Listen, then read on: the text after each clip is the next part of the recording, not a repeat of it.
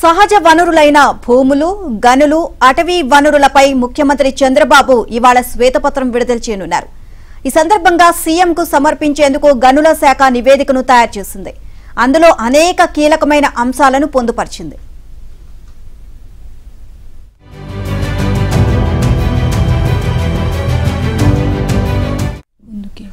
జగన్ ఏలుబడిలో గనుల తవ్వకాలు, అమ్మకాల్లో అంతులేని దోపిడీ జరిగింది. ఖనిజాల తవ్వకాలకు ఇచ్చే పర్మిట్లు, రవాణా, ఇతర వ్యవహారాల్లో అంతు చిక్కని అనేక అక్రమాలున్నాయి. కేవలం 5-6 అంశాలను ప్రాథమికంగా పరిశీలన చేస్తేనే గత 5 ఏళ్ల కాలంలో 19,000 కోట్లపైనే అక్రమాలు జరిగాయి. ఇంకా లెక్క తేలాల్సినవి ఎన్నో ఉన్నాయి. కాబట్టి గనుల శాఖలో జరిగిన అక్రమాలు, ఘోరాలపై సమగ్ర విచారణ జరగాలి అని గనుల శాఖ నివేదించనుంది.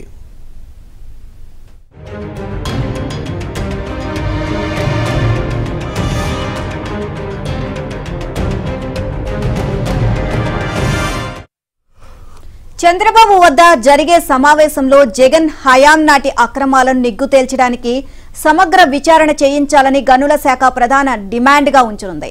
సిఐడి విచారణ లేక విజిలెన్స్ తోనా అన్నది ప్రభుత్వ నిర్ణయానికి వదిలేనుంది.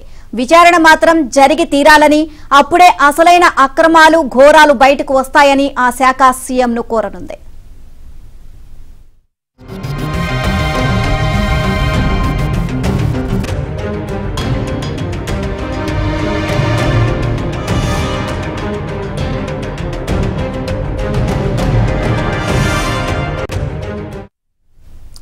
గనుల శాఖ తయారు చేసిన నివేదికలో అనేక కీలకమైన అంశాలను పొందుపరిచింది. 2019-24 మధ్యకాలంలో జగన్ పాలనలో సమర్థులు, నైపుణ్యం ఉన్న వారిని కాకుండా ఆస్మదీయులను తీసుకొచ్చి గనుల శాఖ డైరెక్టర్గా నియమించడం మొదలు అనేక అక్రమాలు, అవినీతి బాగోతాలు గనుల శాఖలో జరిగిపోయాయి. ఓవరాల్గా ఈ అంశానికి సంబంధించి ఈరోజు శ్వేతపత్రాన్ని అయితే ముఖ్యమంత్రి చంద్రబాబు నాయుడు రిలీజ్ చేయబోతున్నారు. ఈ అంశానికి సంబంధించి పూర్తి డీటెయిల్స్ మా కరెస్పాండెంట్ సత్య అందిస్తారు. సత్య, పూర్తి వివరాలేంటి దీనికి సంబంధించి? పవన్, ఏదైతే వైసీపీ అధికారంలో ఉండగా గడిచిన 5 ఏళ్లలో సర్వం స్వాహా చేయడమే పనిగా పెట్టుకుంది. ముఖ్యంగా జగన్ ఏలుబడిలో అడ్డగోలుగా సహజ వనరులను దోచేశారు. ముఖ్యంగా భూములు, గనుల విషయంలో మాత్రం ప్రభుత్వానికి భారీ నష్టాన్ని చేకూర్చడంతో పాటు అస్మదీయులకు ఆ మేరకు లాభాలను చేకూర్చిన పరిస్థితి అయితే ఉంది. అడ్డగోలుగా నిబంధనలు ఉల్లంఘించడం, పారదర్శకతకు పాత్ర వేయడం, కనిపించిందల్లా దోచుకోవడం అనేది సర్వసాధారణంగా గడిచిన 5 ఏళ్లలో జరిగింది. గనుల శాఖ జరిగినటువంటి ఈ అక్రమాలపై సమగ్ర విచారణ జరిపించాలని కూటమి సర్కారును గనుల శాఖ కోరనుంది. దీనికి సంబంధించి ఒక నివేదికను కూడా సిద్ధం చేసినట్టుగా తెలుస్తోంది. మరోవైపు రాష్ట్ర వ్యాప్తంగా భూముల అక్రమంగా వైసీపీ నాయకులు దోచేసిన విషయం పైన కూడా విచారణ చేయించే అవకాశాలు ఉంది. కాబట్టి ఈ 2 అంశాల మీద ఈ రోజు ముఖ్యమంత్రి చంద్రబాబు నాయుడు మధ్యాహ్నం 3 గంటలకు శ్వేతపత్రం విడుదల చేయబోతున్నారు.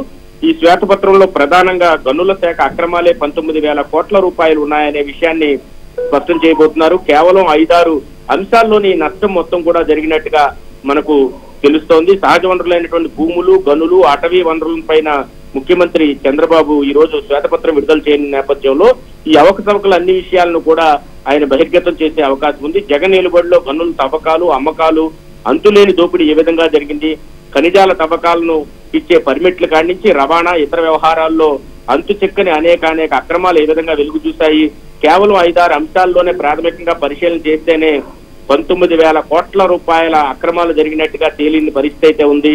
ముఖ్యంగా గనుల శాఖలో జరిగిన అక్రమాలు, ఘోరాలపై సమగ్ర విచారణ జరిపించాలని సాక్షాత్తు గనుల శాఖ ఒక నివేదికను ముఖ్యమంత్రికి అందిస్తున్న పరిస్థితి అయితే ఉంది. దీంతో ఈ మొత్తం వ్యవహారంలో విజిలెన్స్ ఎంక్వైరీ చేస్తారా లేదా సిఐడి విచారణ జరుపుతారా అనేది కూడా తేలాల్సి ఉంది.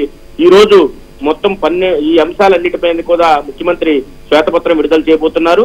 గనుల శాఖలో అక్రమాల విషయానికి వస్తే కనుక అసమర్థ ఖనిజ నిర్వహణ పాలన వల్ల 9,750 కోట్ల రూపాయల నష్టం వాటిల్లినట్టుగా నివేదికలో పేర్కొన్నారు.